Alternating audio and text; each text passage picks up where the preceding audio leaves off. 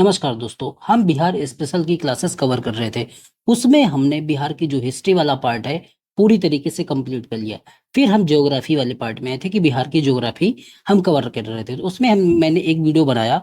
उसमें मैंने आपको जो बताया साइज और लोकेशन के बारे में, बिहार की जो जियो पोलिटिकल लोकेशन है, बिहार की जो जियोमेट्रिकल लोकेशन है, अक्षांशीय और देशांतरी स्थिति कैसी है।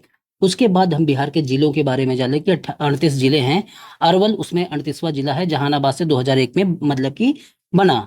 उसके बाद हमने वहाँ की जो कमिश्नरी या जो मतलब कि जितनी भी कमिश्नरी है, नौ के नौ या डिवीजन जितने हैं, वो सारी चीजें हमने पढ़ी। कौन से डिवीजन में कौन से मतलब कि डिस्ट्रिक्ट आते हैं, वो सारी चीजें हमने पढ़ ली।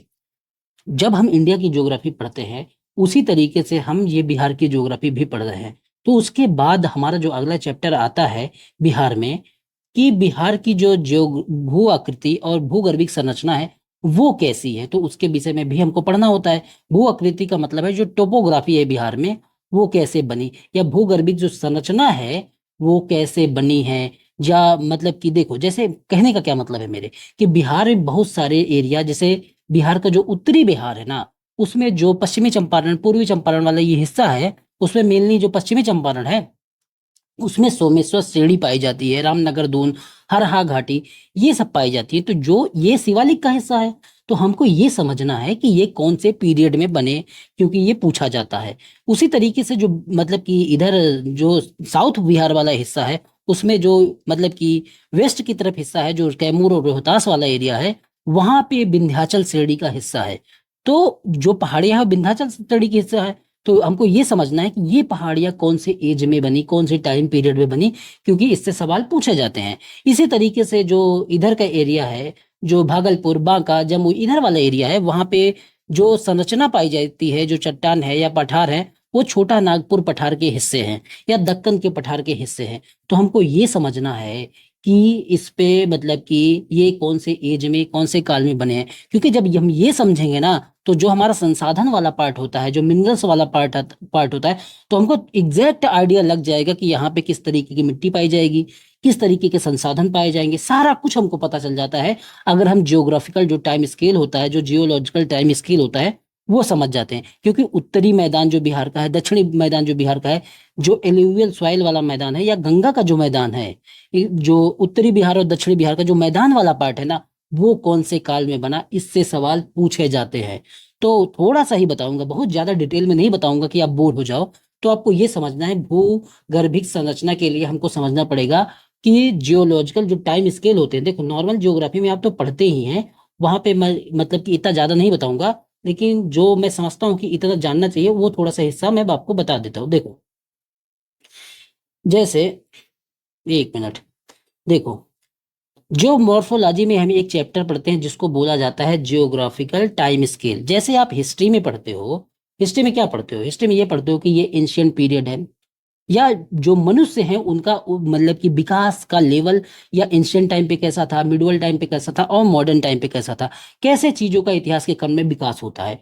ठीक उसी तरीके से, क्योंकि वो इतिहास के विषय हैं, ज्योग्राफी के जो विषय होते हैं, जैसे नदियां हो गई, पठार हो गए, पर्वत हो गए, मैदान हो गया, या उसमें जगह पे जो मिनरल्स पाए जाते हैं, वो उनका टाइम काल कैसा है, कि वो कैसे अब आज तक बने हैं, तो इससे सवाल बनता है। तो इसी के लिए ज्योग्राफिकल टाइम स्केल होता है। भू तो हमको इसी को तो पढ़ना है, जो मेनली इवॉन्स होते हैं, क्योंकि ये बहुत बड़ा काल हो जाता है। तो जो इवॉन्स है ना, पूरा इसको पुराने से नए क्रम में 4 भाग में बांट के देखा जाता है, जो इवॉन्स हैं। ठीक है, इनको बोला जाता है हेडियन, आर्कियन, प्रोटेरोजोइक, फेनरोजोइक। ठीक है, ये बांट के समझा जाता है। मैं बता रहा है क्यों इसको बता रहा, अभी समझ में आ जाएगा आपको। 1 मिनट है, सुन लो चुपचाप। ठीक है, तो हेडियन, आर्कियन और प्रोटेरोजोइक, ये जब जो शुरुआती जो इवान्स है, तीन तीन, इसमें इसको बांटा जाता है कि यहाँ पे जीवन था ही नहीं, लाइफ यहाँ पे थी ही नहीं।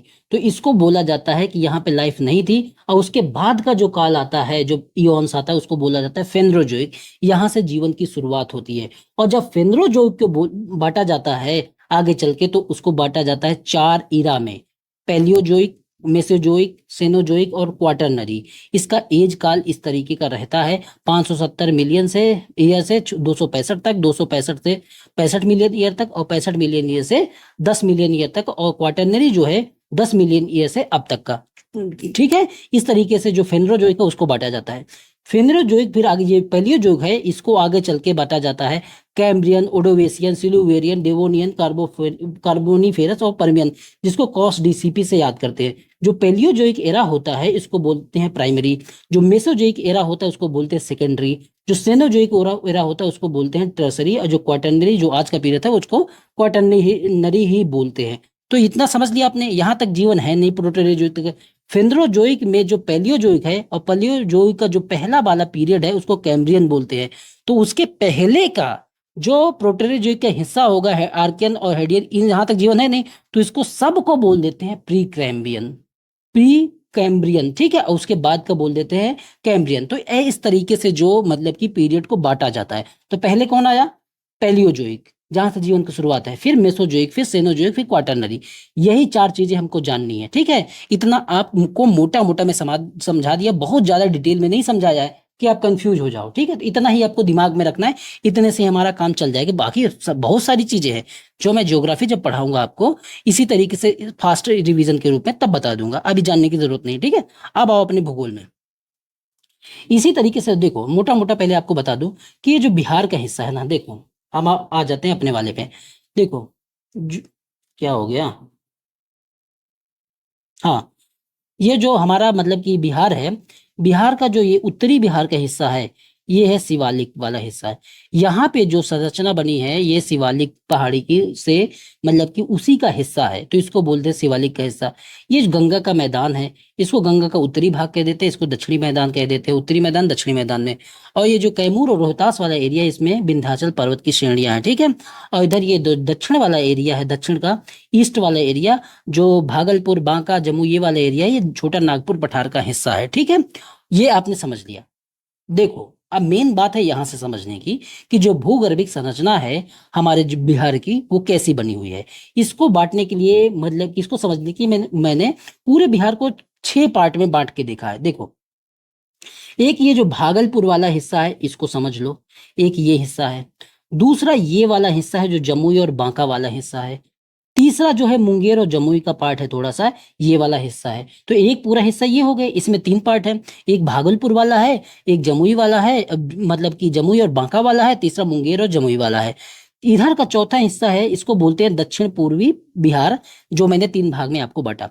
एक है दक्षिण पश्चिमी बिहार। हम ये भूगर्भिक संरचना पढ़ रहे हैं कि जो पठार हैं, जो पर्वत हैं, जो मैदान है वो कैसे बने हैं या किस काल में बने हैं, ठीक है, ये समझ रहे हैं हम। तो इधर तो जो और बिहार में संरचना कैसी है ये भी तो समझ रहे हैं। और इधर जो दक्षिण पश्चिमी बिहार है, जो कैमूर और रोहतास वाला एरिया, ये चौथा पार्ट हो गया हमारा। पांचवा इधर का एरिया हो गया जो सोमेश्वर श्रेणी वाला या शिवालिक का जो भाग है, वो 5वां पार्ट हो गया हमारा। बाकी जो छठा पार्ट है वो बिहार का मैदान हो जाता है, ये पूरा का पूरा जो मतलब नदियों वाला क्षेत्र, ठीक है। तो इस तरीके से ज्योग्राफी के रूप में हमने बांटा, पॉलिटी के रूप में नहीं, ज्योग्राफी के हिसाब से पूरा बिहार किस तरीके का है। उत्तर में इसके पर्वत हैं, इधर दक्षिण में विंध्याचल पर्वत है पठार वाला एरिया, इधर जो क्या कहते हैं ये भागलपुर, जमुई, बांका, इधर क्या है पठार है और बीच में मैदान है। इस तरीके से पूरी बिहार बना हुआ है।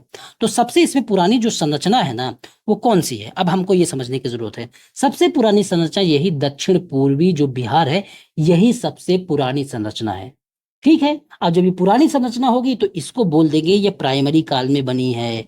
प्राइमरी काल में जो अभी मैंने बताया, क्या सबसे प्राइमरी काल कौन सा था, मतलब कि, तो आप क्या बताएंगे। और इसके बाद और बता देता हूँ, ये जो सेकंड वाला पार्ट है जिसको चौथा बोलते हैं, ये सेकेंडरी काल में बना है। इसके बाद ये जो क्या कहते हैं ये शिवालिक वाला एरिया, ये मतलब कि तीसरे काल में बना है। और जो छठा मैदान वाला एरिया है ये चौथे काल में, जिसको हम मतलब कि क्वाटरनरी बोलते हैं, उसमें बना है। तो ठीक है, तो इतना आपने समझ लिया। अब आओ एक एक करके इन चीजों को हम देख लेते हैं। जो इसमें पहला पोर्शन मैंने आपको बताया जो जमुई और बांका वाला, ये छोटा नागपुर पठार का हिस्सा। देखो छोटा नागपुर के पठार के तो ये तीनों हिस्से हैं, ये वाला भी, ये वाला भी, ये वाला भी। उसमें भी सबसे पुराना जो हिस्सा है वो जमुई और बांका का है। ये छोटा नागपुर का मतलब कि हिस्सा, जो छोटा नागपुर पठार है, या दक्कन का पठार का हिस्सा छोटा नागपुर पठार है, और छोटा नागपुर का पठार का हिस्सा हमारे जमुई और बांका में जो पठारी क्षेत्र है वो है। ये प्राचीन आर्कियन चट्टाने हैं, ये प्री कैम्ब्रियन एरा में बने हैं जहां पे जीवन नहीं था। तो ये सबसे पुराना हो जाएगा कि नहीं। उसके बाद कैम्ब्रियन एज जो एज है वो शुरू होता था। और कैम्ब्रियन कहाँ से शुरू होता था? पैलियोजोइक, मेसोजोइक, सीनोजोइक और ये क्वाटरनरी, यहाँ से 4 चीजें होती हैं। उसके पहले का हिस्सा जो है प्री कैम्ब्रियन है। तो ये जो हिस्सा था, ये इसको गोंडवाना लैंड, जो मूल रूप से जब महाद्वीपीय विस्थापन पढ़ते हैं तो उसमें जो गोंडवाना लैंड था उसका हिस्सा ये था। कौन? जमुई और बांका वाला। तो जब ये प्री कैम्ब्रियन होगा तो इसमें आर्कियन चट्टानें मिलती हैं। और आपने ज्योग्राफी में पढ़ा रखा कि जो आर्कियन चट्टानें होती हैं उसमें मेटेलिक मिनरल्स मिलते हैं। क्या मिलते हैं? मेटेलिक मिनरल्स मिलते हैं। तो यहाँ पे इस वाले एरिया में जितने भी मेटेलिक मिनरल्स होंगे, किस तरीके के मिनरल्स? मेटेलिक मिनरल्स क्या आता है? जैसे आयरन हो गया, मैग्नीज हो गया, इस तरीके के मिनरल्स यहाँ पे मिलेंगे कि नहीं मिलेंगे? खुद दिमाग लगाओ कि अगर ये हिस्सा आर्कियन चट्टानों का है तो मेटेलिक मिलेंगे, और मेटेलिक में होगा क्या क्या चीज? तो जब संसाधन पढ़ना तो इस चीज को दिमाग में रखना, ठीक है। दूसरा सेगमेंट होता है भागलपुर वाला इलाका, ये गोंडवाना क्रम का हिस्सा है। और आपने ज्योग्राफी में खूब पढ़ रखा है, ज्योग्राफिकल टाइम स्केल में मैं बताता लेकिन वो लेंदी हो जाता। उसमें क्या है कि जो गोंडवाना क्रम की चट्टानें होती हैं उसमें क्या होता है कि उसमें जो होता है उसमें कोयला बहुत ज्यादा पाया जाता है। तो कोयला किस जगह में बिहार में पाए जाने की संभावना बनती है? भागलपुर हो गया, इस वाले एरिया में, क्योंकि ये गोंडवाना सेगमेंट का हिस्सा है। ठीक है। तीसरे नंबर पे आओ। तीसरे नंबर पे जो हमारा हिस्सा बनता है ये मुंगेर और जमुई का इलाका है। ये जो है इसमें धारवाड़ सिस्टम पाया जाता है। और धारवाड़ सिस्टम भी आयरन, मैग्नीज, इन सब के लिए, मेटेलिक मिनरल्स के लिए जाना जाता है। और यही धारवाड़ सिस्टम में पहली परतदार चट्टान मिली है। मतलब कि ये अगर आपसे पूछा जाए कि बिहार में कौन सा इलाका है जहाँ पे पहली परतदार चट्टानें हैं, तो यही धारवाड़ वाला, मुंगेर और जमुई वाला इलाका है। और यहाँ पे भी आयरन और मैग्नीज पाया जाएगा। तो आपको पूरा का पूरा ये मतलब कि कहानी जो मैंने दक्षिण पूर्वी बिहार के विषय में बताई वो स्पष्ट है कि नहीं है? स्पष्ट है। जहां भी कंफ्यूजन होगा आप पूछ लेना, ठीक है। अब आओ दूसरे नंबर पे, ये जो हमारा दक्षिण पूर्वी मतलब कि पूर्वी तो हमने पढ़ लिया। जो दक्षिणी पश्चिमी बिहार है, मतलब कि दक्षिण पश्चिमी बिहार है, उसमें जो एरिया है वो रोहतास और कैमूर का हिस्सा है। ये क्षेत्र जो है अपनी विशेष तरीके की भूगर्भिक संरचना के लिए जाना जाता है। ये जो हिस्सा है ना, यहाँ की जो पठार है वो विंध्याचल पर्वत का हिस्सा है। और विंध्याचल पर्वत जो है एक तरीके का क्या है? ब्लॉक माउंटेन है। ब्लॉक माउंटेन क्योंकि नर्मदा नदी है तो दो के बीच में जो उभरा हुआ पठार ऐसा दिखेगा, मतलब कि एक तरीके से वो मतलब प्रेशर से नहीं बना है लेकिन टेंसाइल फोर्स से बन गया, जिसकी वजह से ये ब्लॉक पर्वत का हिस्सा है। तो उसकी वजह से यहाँ पे जो चीजें पाई जाएंगी, यहाँ पे चूना पत्थर, लाइमस्टोन, पाइराइट्स, इस तरीके की चीजें पाई जाएंगी। तो इस जगह पे किस तरीके की इंडस्ट्री का विकास होगा? यहाँ पे जो इंडस्ट्री बनेगी वो सीमेंट से रिलेटेड ही, क्योंकि चूना पत्थर है, पायराइट्स है, बॉक्साइट है, इस तरीके के जब मिनरल्स पाए जाएंगे तो वहां पे क्या होगा कि जो सीमेंट से रिलेटेड इंडस्ट्री है उनका विकास होगा। और ये किस एरा में बने हैं? जो मैंने 4 एरा आपको बताए थे, पैलियोजोइक, मेसोजोइक, सीनोजोइक और क्वाटरनरी। तो ये सेकेंडरी जो मेसोजोइक एरा है, मेसोजोइक जो है उसमें बने हैं कौन सा एरिया? जो रोहतास और कैमूर का है, तो ये मेसोजोइक एरा में बना है। आपको ये भी ध्यान में रखना है। ये इधर वाला आपने समझ लिया, उसके बाद रोहतास और कैमूर वाला आपने समझ लिया। इतना सबके समझ में आया? एक तरीके का ब्लॉक माउंटेन या भ्रंशोत्य पर्वत इसको बोला जाता है। ये आपके दिमाग में सारी चीजें फिट हो गई, ठीक है। अब आओ, ये बिहार का जो तीसरा हिस्सा है, शिवालिक वाला हिस्सा, इसको उत्तर पश्चिमी बिहार बोला जाता है। ये कब बना? ये तृतीय कल्प में बना, जिसमें प्लायोसीन इपोक आता है। देखो प्लायोसीन इपोक जो है, ये जो प्लायोसीन जो इपोक है, इसमें देखो कि ये जो वाला हिस्सा जो है, जो प्लायोसीन वाला है, देखो ये बना है सेनोजोइक एरा में। जो मैं आपको अभी बता रहा था, ये देखो यहाँ पे, ये तो इसमें आगे चल के जब हम प्लायोसीन को बांटेंगे ना, प्लायोसीन को, तो वो बहुत सारे पार्ट में बंटता है। ये प्लायोसीन सेनोजोइक जो एरा है, इसमें जो ये प्लायोसीन का ही पार्ट है सेनोजोइक एरा। तो इसमें जो है इवोसीन, ओलिगोसीन, मायोसीन, प्लायोसीन, ये सारी चीजें, मतलब प्लायोसीन सेनोजोइक का पार्ट है। तो ये 4 पीरियड होते हैं, मतलब कि सेनोजोइक एरा में, इसको टर्सरी पीरियड बोला जाता है। इसी में हमारे हिमालय का विकास हुआ है। तो जो शिवालिक हिमालय है वो प्लायोसीन एरा में बना, मध्य हिमालय है वो मायोसीन में बना उसके पहले, और जो महान हिमालय है वो इवोसीन और ओलिगोसीन में बना। तो ये आपको ध्यान में रखना, ठीक है। तो इसमें शिवालिक में किस टाइम पे बना? जो प्लायोसीन मतलब कि एरा है, और सेनोजोइक जो कल्प है मतलब कि इस पे बना, टर्सरी एज में बना, ठीक है। तो ये आपने समझ लिया, ठीक है। अब इसको देखो, जो ये शिवालिक का भाग है, ये तृतीय कल्प में प्लायोसीन एपोक का इसमें पश्चिमी चंपारण में ये मतलब कि शिवालिक का जो हिस्सा है सोमेश्वर श्रेणी है। तो आप ये समझ गए कि तृतीय कल्प में बना, आइडिया हो गया ना मोटा मोटा। अब आओ ये जो चौथा पीरियड है, ये जो हमारा मैदान है, ये किस एरा में बना। उसके बाद का जो पीरियड आता है इसको बोला जाता है क्वाटरनरी। यहाँ पे देखो, ये जो क्वाटरनरी है, ये चतुर्थ कल्प इसको बोला जाता है। इसके दो पार्ट हैं, एक प्लायोसीन है, दूसरा होलोसीन है। तो ये प्लिस्टोसीन है और ये होलोसीन, यही होलोसीन आज का युग है।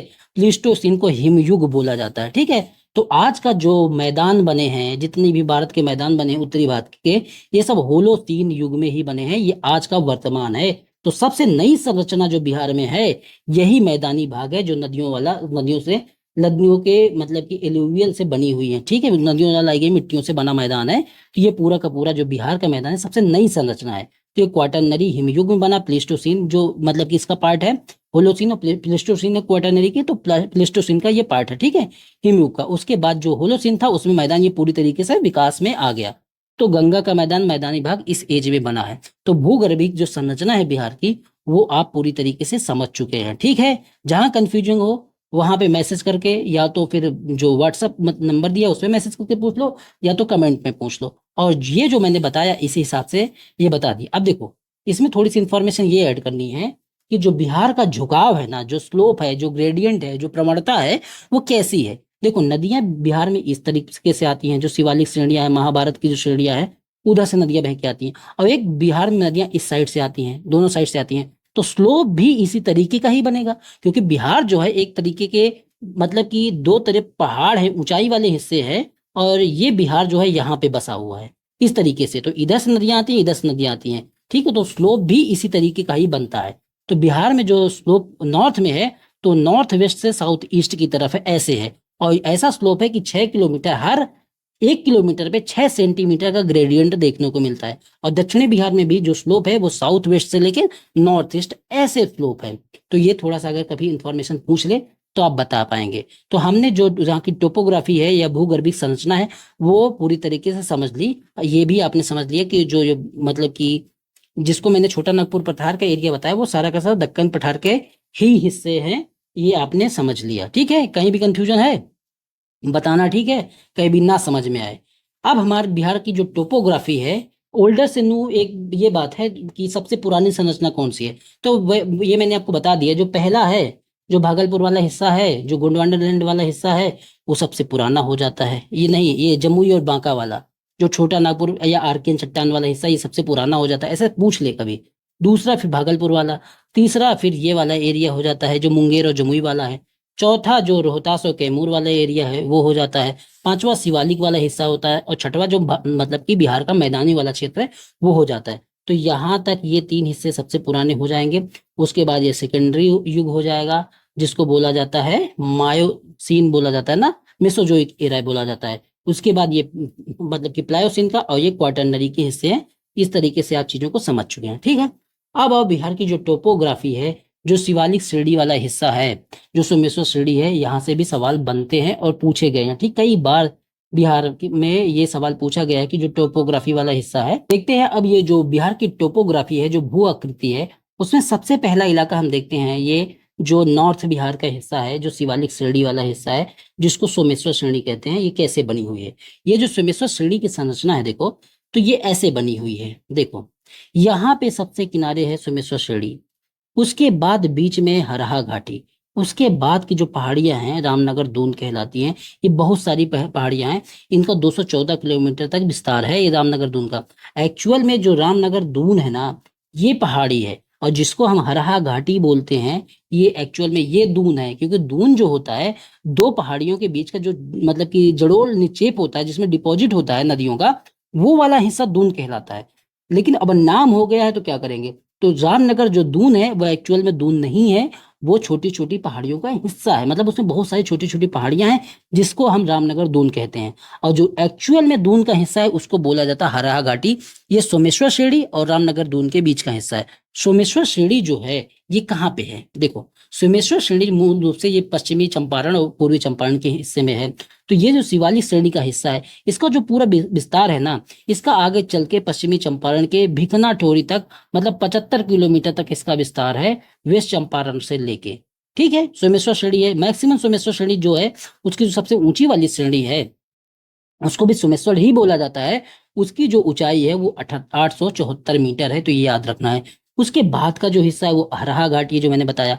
उसके बाद जो दून है, जिनको रामनगर दून ये सब कहा जाता है, वहां से फिर ईस्ट चंपारण शुरू होता है। तो देखो, जैसे हम मतलब कि उसमें पढ़ते हैं, अब नॉर्मल ज्योग्राफी में पढ़ते हैं कि जो नदियों वाला हिस्सा है उसके बाद कैसे मैदान आता है, कैसे फिर डेल्टा बनता है, वही सब चीजें हम हमारे दिमाग में कॉन्सेप्ट वही होना चाहिए, तभी हम इस चीज को समझ पाएंगे अच्छी तरीके से। देखो, जब पहले तो नदियां जब से आती हैं तो यहाँ पहाड़ी वाला हिस्सा हो गया। उसके बाद यहाँ से आते आते पीडमोन होता है। जब पहले ये पहाड़ी हो गया, फिर घाटी हो गया, ये जो दून हो गया, फिर ये जो मतलब कि छोटी छोटी पहाड़ियां हो गई। उसके बाद ये पीडमोन, जिसको बोला जाता है, मार्सी एरिया टाइप का बनता है, एक तरीके की कछारी भूमि वाला, क्योंकि इसके बाद ही मैदान शुरू होता है। यहीं पे नदियां जो है स्पष्ट रूप से सामने निकल के आती हैं। इसके बाद का जो पीडमोंट वाला एरिया, उसके बाद का जो हिस्सा है उसको बोला जाता है भाबर। उसके बाद का एरिया हो को बोला जाता है तराई। उसके बाद का बांगर, उसके बाद का खादर, उसके बाद का डेल्टा। ये जो डेल्टा होता है ये सबसे उपजाऊ वाला पार्ट होता है। आपको कैसे उपजाऊ वाला पार्ट होता है? क्योंकि जहां तक आते जाते जो कण के आकार है ना बहुत छोटे होते जाते हैं। भाबर से लेकर डेल्टा तक कण के आकार जो है इनका साइज छोटा होता जाता है। और जब कण का आकार छोटा हो जाता है तो उसमें जल की ग्रहण करने की क्षमता मैक्सिमम होती जाती है। इसकी वजह से ये डेल्टा सबसे उपजाऊ पार्ट होते हैं। उसके बाद ही खादर, फिर बांगर, फिर तराई, फिर ये जो भाबर है, उस तरीके से जो उपजाऊपना है उस तरीके से इधर कम होता जाएगा। ठीक है, तो ये आपके दिमाग में है। तो अब देखो, जैसे इस तरीके से होता है तो अब इसी चीज को यहाँ अप्लाई करो बिहार वाले में। तो बिहार का ये जो पहाड़ शिवालिक वाला एरिया है, उसके बाद क्या दून वाला हो गया, और फिर ये ईस्ट चंपारण में पीडमोन वाला एरिया थोड़ा सा आता है। उसके बाद सबसे किनारे वाला एरिया क्या हो जाएगा? ये भाभर वाला एरिया हो जाएगा। उसके बाद तराई वाला एरिया हो जाएगा, और फिर ये जो खादर वाला एरिया हो जाएगा, और सबसे जुड़ा हुआ ये पार्ट जो हो जाएगा ये बांगर वाला एरिया हो जाएगा। खादर और बांगर में क्या अंतर है? खादर जो होता है मूल रूप से, जो ये बांगर होता है, बांगर क्या होता है? बांगर होते हैं ये पुराने जड़ोल मिट्टी से बने हुए होते हैं, बड़े बड़े मतलब कि बोल्डर होते हैं। यहाँ पे नदियां दिखती नहीं, क्योंकि बोल्डर बड़े बड़े होते हैं। उसके बाद जो तराई क्षेत्र आता है वो होता है मार्सी, मतलब कि जहाँ पे नदियां मैदान पे दिखने लगती हैं। खादर क्या होता है? नदी के तटवर्ती क्षेत्र में जब जलोढ़ का निक्षेप जो होता है वो छोटे छोटे मतलब कि एकदम नदी के किनारे जो निक्षेप हो, वो सबसे ज्यादा उपजाऊ वाला एरिया होता है, उसको खादर कहते हैं। और जहां नदी से थोड़ा दूर हो, पुरानी जलोढ़ मिट्टी हो, उसको हम बांगर बोल देते हैं। खादर में नई जल मतलब कि एलुवियल सॉयल होगी, और जो बांगर होगा उसमें पुरानी एलुवियल सॉयल होगी। इस तरीके से होता है। खादर वाला जो एरिया होता है वो थोड़ा सा ज्यादा उपजाऊ होता है बांगर की तुलना में। तो ये थोड़ा सा आपने समझ लिया, ये हो गया मतलब कि हरहा घाटी, दून, रामनगर दून, उसके बाद ये भाबर तराई। तो सबसे शुरुआती एरिया भाबर हो जाएगा, उसके बाद तराई वाला एरिया हो जाएगा। तो बिहार में कौन सा एरिया तराई वाला एरिया है? तो जो नेपाल से जुड़े हुए जिले हैं, 5-7 किलोमीटर के तक एरिया जो है वो तराई वाला हिस्सा कहलाता है। उसके बाद यहाँ पे भाबर हो जाएगा। ये इसलिए बता रहा कि अभी यहाँ पे एक मिट्टी पाई जाएगी, बाल सुंदरी मिट्टी बोलते हैं, वो भाबर ही मिट्टी है। तो अभी मतलब कि आगे आपके बताऊंगे, स्पष्ट हो जाएगा आपको। ठीक है। और किस तरीके की संरचना है? इधर वाला आपने देख ही लिया कि दक्कन का पठार है, छोटा नागपुर पठार है, गोंडवाना लैंड का हिस्सा है, छोटी छोटी पहाड़ियों का विकास है इधर, और धात्विक खनिज है इधर। इधर वाले एरिया में आपने देख लिया कि विंध्यन क्षेत्र है, ब्रंशोत या ब्लॉक पर्वत है, मेसोजाइक एरा है, बाक्साइट, पाइराइट, इस तरह की चीजें पाई जाती हैं। देखो, बिहार में इस तरीके की संरचना पूरी हो गई। थोड़ी संरचना बिहार में और पाई जाती है, जिसको बोलते हैं, अब देखो, नदियों का मार्ग परिवर्तन होने से क्या होता है कि जैसे बिहार है, बिहार देखो, जब जैसे पृथ्वी है, जो हमारी कोसी नदी है वो बाढ़ उसमें क्यों आ जाती है, वो उसका कॉन्सेप्ट बता देता हूँ। जिससे आपको ये पता चल जाए कि पश्चिमी चंपारण और पूर्वी चंपारण में जो ऑक्सबो लेक होती है, गोखुर झील है, वो क्यों पाई जाती है। देखो, जब पृथ्वी हमारी वेस्ट टू ईस्ट घूमती है, अगर जो नदियां नॉर्थ से साउथ की तरफ आएंगी, जैसे इस तरीके से नदियां आएंगी, तो पृथ्वी अगर इस तरह घूमेगी तो पानी पीछे की तरफ छूटता है। तो जिन नदियों का मार्ग नॉर्थ से साउथ होता है, अब यहाँ से तो पानी इधर नदी मार्ग है नदी का, लेकिन जैसे ही जाएगा तो इधर चला जाएगा, क्योंकि पृथ्वी इस तरफ घूम रही है, पानी उसको उल्टा जाएगा। तो यहाँ पे क्या होगा, वो नदी का पानी छूट जाएगा और वही बन जाएगा गोखुर झील। और यहीं पे बार बार कोसी नदी का मार्ग परिवर्तन होता चला जाता है, इसकी वजह से दिक्कतें आती हैं। तो जब पृथ्वी के घूर्णन की वजह से, और बिहार में सारी नदियां नॉर्थ से साउथ आती हैं, जो नदियां ऐसे जाती हैं ना उनमें कोई दिक्कत नहीं होती, या ऐसे जाती हैं तो बस उनका स्पीड तेज हो जाती है। लेकिन जो नॉर्थ से साउथ आती हैं उनमें दिक्कत हो जाती है। और बिहार की जो ज्यादातर नदियां नॉर्थ से साउथ ही आती हैं, इसी तरीके से ही आती हैं, देखा होगा आपने। तो इसकी वजह से इनका मार्ग चेंज होता है और ऑक्सबो लेक बनती है। और इसी तरीके के ऑक्सबो या गोखुर झील पश्चिमी चंपारण, पूर्वी चंपारण और जो हमारी वो जो कोसी नदी है उसमें भी देखने को मिलता है। ठीक है। उत्तरी बिहार में कुछ और संरचनाएं पाई जाती हैं, दक्षिणी बिहार में भी कुछ और संरचनाएं पाई जाती हैं, उनको भी आप समझ लेंगे तो आपके दिमाग में चीजें स्पष्ट हो जाएंगी। उत्तरी बिहार में एक संरचना पाई जाती है जिसको बोलते हैं चौर, और एक संरचना और है जिसको बोलते हैं दियारा, और दक्षिणी बिहार में एक संरचना पाई जाती है जिसको बोलते हैं ताल। तो इन तीनों में क्या डिफरेंस है और क्यों इसको ताल या चौर या दियारा कहते हैं? देखो, वर्षा की ऋतु में जब मतलब कि बहुत ज्यादा जब बारिश होती है उस समय क्या होता है, जो प्लेन सरफेस है, जो बिहार का जो सरफेस है, एक तो प्लेन सरफेस है, ठीक है। और जब पानी बरसेगा तो कई बार होता है कि जो नदी होती है, देखो ऐसे नदी होगी तो यहाँ पे जो एल्यूवियल का डिपोजिशन है कई बार भी नदी के पास कम होने लगता है। मतलब कि सेडिमेंट स्लोप कम है नदी का, तो सेडिमेंट को ले जाने की क्षमता कम हो जाएगी, क्योंकि यहाँ पे मैदान है। अगर इस तरीके का इलाका हो तो स्लोप होता तो नदी अपने साथ जो डिपोजिशन है उसको लेके चली जाती। तो जब डिपोजिशन नहीं लेके जा पाती तो नदी में बहुत ज्यादा वो हो जाता है, मतलब कि क्या कहते हैं, डिपोजिशन हो जाएगा, उसकी वजह से नदियों का मार्ग धीरे हो जाएगा और वहीं पे जो नदी पानी है क्या कहते हैं वो रुक जाता है। तो यहाँ पे स्टेगनेंट ऑफ वाटर हो जाएगा बहुत जगह पे, जो उत्तरी बिहार के इलाके हैं, जिसको बोला जाता है चौर। तो चौर क्या है, एक तरीके का जल जमाव है, और जल जमाव हो जाएगा, वर्षा में ज्यादा पानी इस तरीके का भर जाता है तो उसकी वजह से कृषि होती है और उसमें मछली पालन, चावल, ये सब चीजें हमको देखने को मिलती है। दियारा क्या होता है? दियारा भी इसी तरीके का जो मैंने अभी बता गया ना, ये मैं दियारा के विषय में बता गया, ठीक है। तो जो अभी मैंने आपको चीजें बताई वो डिपोजिशन ऑफ एल्यूवियल होता है, वो दियारा होती है, ठीक है। ये भी एक तरीके उपजाऊ होता है, हर साल इसमें न्यू मिट्टी आती है, क्योंकि जैसे स्लोप होगा पानी बह के निकल जाएगा, जब नहीं मतलब कि कई बार बह के निकल जाएगा और फिर बाद में उसमें फिर मतलब कि पानी का बहाव आएगा तो हर बार डिपोजिशन हटता जाएगा, मिट्टी हर बार नई होती चली जाएगी। तो ये जो क्षेत्र होता है, जब मिट्टी हर बार नई होती चली जाएगी, क्योंकि नदी का आयतन यहाँ पे जी ज्यादा होता है, जब नदी का आयतन ज्यादा होगा तो जल की प्रवाह की गति धीमी हो जाएगी, जिससे क्या होगा, वहां पे एलुवियल का डिपोजिशन हो जाएगा और इस क्षेत्र को दियारा कहते हैं, ठीक है। तो ये जो नॉर्थ एरिया में हमको ये देखने को मिलेगा और ये बहुत ज्यादा उपजाऊ होगा। चौर क्या होगा, स्टेगनेंट ऑफ वाटर है, अगर वर्षा के दिनों में जल का जमाव हो जाता है वो तो वहां पे कृषि, मछली पालन, इस तरह की चीजें कर दी जाती हैं। ये उत्तरी बिहार की संरचना है जो हमको देखने को मिलती है। जैसे ही उत्तरी बिहार में, उसी तरीके से दक्षिणी बिहार में भी एक संरचना देखने को मिलती है जिसको बोला जाता है तटबंध, मतलब कि एक प्रकार का ताल है। तो ये भी स्टेगनेंट ऑफ वाटर से ही बनता है। इसमें क्या होता है, लेविली जैसे आपने सुन रखा होगा, नदी जो होती है, तटवर्ती जो क्षेत्र होते हैं उसमें तटबंध का निर्माण करती है। जैसे दक्षिणी जो गंगा के किनारे मैदान है उसमें जो दो नदियां मिलती है तो तटबंध के बीच का जो क्षेत्र होता है, जो दो नदियों का, यहाँ हाई हो गया, मतलब कि दोनों तरफ हाई लैंड है और यहाँ पे जो लो हो जाएगा तो यहीं पे स्टेगनेंट ऑफ वाटर हो जाएगा, मतलब पानी रुक जाएगा। और यही पानी रुक जाने की वजह से जो दक्षिणी बिहार है वहां पे ताल का निर्माण होता है, मतलब पानी रुका हुआ होता है। तो वहां पे बहुत सारे जो लोग होते हैं वो मखाना की खेती करते हैं। इस जैसे मोकामा ताल, शेखपुरा ताल, भागलपुर ताल, इस तरीके के बहुत सारे ताल हमको, जो एक ताल एक प्रकार की झील ही तो है। तो ये समझ लो मोटा मोटा, ये सब हटाओ, अब दिमाग में सिर्फ ये रखना है, ताल क्या है, एक प्रकार का स्टेगनेंट ऑफ वाटर है, छोटी छोटी झीलें हैं। चौर क्या है, वो भी उसी तरीके के स्टेगनेंट ऑफ वाटर है, छोटी छोटी जगहों में पानी भरा है और वहीं पे लोग मछली पालन, कृषि करते हैं और उस पानी वाली खेती ही करते हैं। दियरा क्या है, डिपोजिशन ऑफ एलुवियल है, हर बार मिट्टी चेंज हो जाएगी, हर बार नई मिट्टी आएगी, जिससे ये मिट्टी बहुत उपजाऊ हो जाती है। ये आपको दिमाग में रखना है। तो यहाँ तक की जानकारी हमने ले ली। अब यहाँ से हम देखेंगे जो मैदानी भाग है उसका प्रादेशिक विभाजन। मैं इसमें जल्दी से इसलिए बता दे रहा कि अगले जो वीडियो हो उसमें मैं नदी शुरू कर दूं। तो इसमें मैदानी भाग जो है बिहार का, हमने बहुत सारी चीजें बिहार के विषय में, उसका जियोलॉजी देखो हमने क्या क्या समझ लिया। हमने उसका साइज समझ लिया, बिहार का लोकेशन वाली चीजें देख ली। उसके बाद हमने उसकी जो जियोलॉजिकल संरचना है वो समझ लिया। उसके बाद हम उसके टोपोग्राफी समझ लिया। हमने टोपोग्राफी में सारी चीजें समझ ली कि उत्तरी बिहार, नॉर्थ बिहार में जितनी भी संरचनाएं पाई जाती हैं वो सब समझ लिया।